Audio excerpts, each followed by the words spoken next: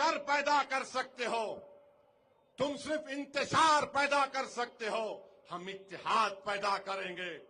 تم ملت کی دیواروں کو مٹانے کا اور گرانے کا کام کر سکتے ہو، ہم ملت اور قوم کی دیواروں کو قلعے کی دیواروں کی طرح مضبوط کر کے چھوڑیں گے۔ تم مر جاؤ گے، تمہاری آل مر جائے گی، میں مر جاؤں گا، مگر اورنگ آباد پر مجلس کا پرچم لہراتا رہے گا انشاءاللہ۔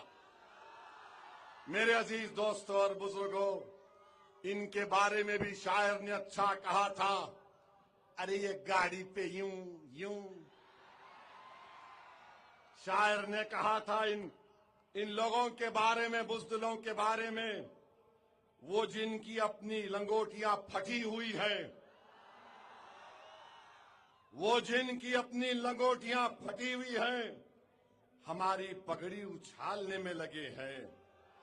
اور سنو ظالموں، لوگ جس حال میں مرنے کی دعا کرتے ہیں، لوگ جس حال میں مرنے کی دعا کرتے ہیں، اسد الدین اویسی اس حال میں جینے کی قسم کھائی ہے۔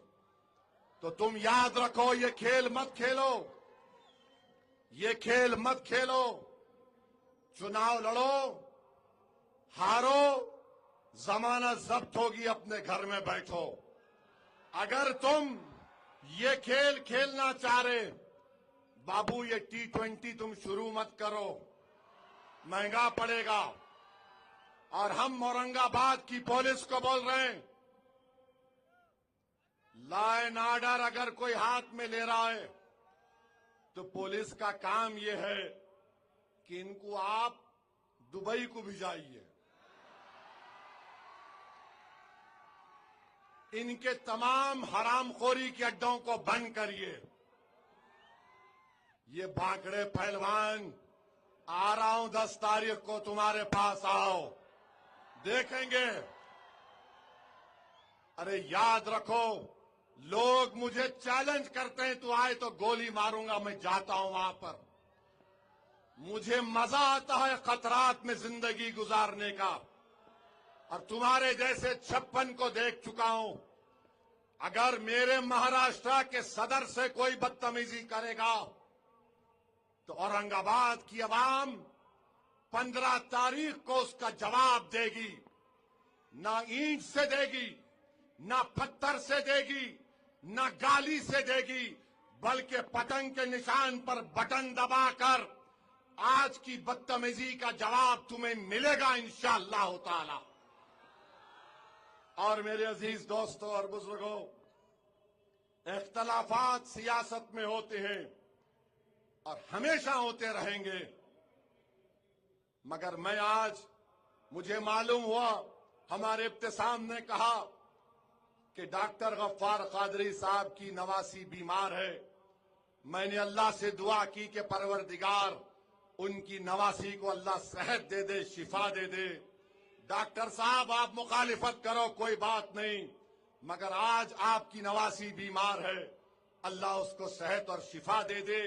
جتنے لوگ بیمار ہیں اللہ ان کو شفا دے دے۔ ہماری مخالفت رہے گی، مگر کسی کی ذاتیت سے نہیں ہو سکتی ہے۔ مخالفت کوئی کرے گا تو ہم کو جوش آتا ہے، کوئی مقابلہ کرتا ہے تو ہم پیٹھ نہیں دکھاتے۔ میرے عزیز دوستوں اور بزرگوں، آپ سے میں اپیل کر رہا ہوں،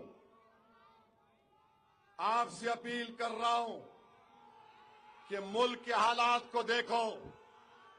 آج دلی میں، سنیے، دلی میں صبح 1:30 بجے ترکمان گیٹ کے پاس، وہاں پر ایک مسجد کی جائیداد کو ڈیمالش کر دیا گیا۔ ایسے شفاف طریقے سے ہائی کورٹ نے غلط آرڈر دیا۔ اس پراپرٹی کا وقف سروے ہوتا ہے، 1970 میں گزیٹ میں لکھا گیا وہ جائیداد وقف کی ہے، اور وقف کی جائیداد ہے، وقف بورڈ کو بلایا نہیں جاتا۔ ہائی کورٹ نے فیصلہ کر دیا پراپرٹی وقف کی نہیں ہے، जबकि हाई कोर्ट नहीं कर सकता, वक्फ की ट्राइब्यूनल को जाना था और जाकर, और दिल्ली का वक्फ बोर्ड, सबसे बड़े जालिम लोग बैठे हुए हैं, उस आर्डर के खिलाफ जो नवंबर में आया रिव्यू पिटीशन नहीं डालते और जायदाद को बुलडोजर से तोड़ दिया गया। सुप्रीम कोर्ट को जाना पड़ेगा। मेरे भाई, हालात को देखो, समझो मेरी इस बात को। पहले से ज्यादा आपको अपने नुमाइंदों की जरूरत है। वक्फ का काला कानून मोदी ने बना दिया, जिसकी ताईद अजित पवार, शिंदे, चंद्रबाबू नायडू, कुमारस्वामी और नीतीश कुमार ने की। तो मैं आपसे अपील कर रहा हूं कि उस काले कानून के जरिए हमारी मस्जिद, दरगाह, खानकाह, कब्रिस्तान को छीनने का कानून बना दिया गया। औरंगाबाद में, महाराष्ट्र में ऐसे कई दरगाहें, मसाजिद हैं जो 100 साल पुरानी है, प्रोटेक्टेड मॉन्यूमेंट है। मोदी ने कह दिया जो प्रोटेक्टेड मॉन्यूमेंट है उसका मालिक वक्फ नहीं होगा, उसका मालिक एएसआई होगा। याद रखो मेरी इस बात को। दिल्ली में जो कुछ हुआ वो एक शुरुआत है। खुदा के लिए अपने नुमाइंदों को कामयाब करो। क्या तुम ये समझ रहे हो, ये जो मंजलिस की मुखालिफत में ये जो दुम छल्ले उछल कूद कर रहे मेंढकों की तरह, क्या इनको मस्जिद से मतलब है? क्या इनको दरगाह से मतलब है? क्या इनको कब्रिस्तान से मतलब है? अरे इनको मतलब सिर्फ अपनी जात से है।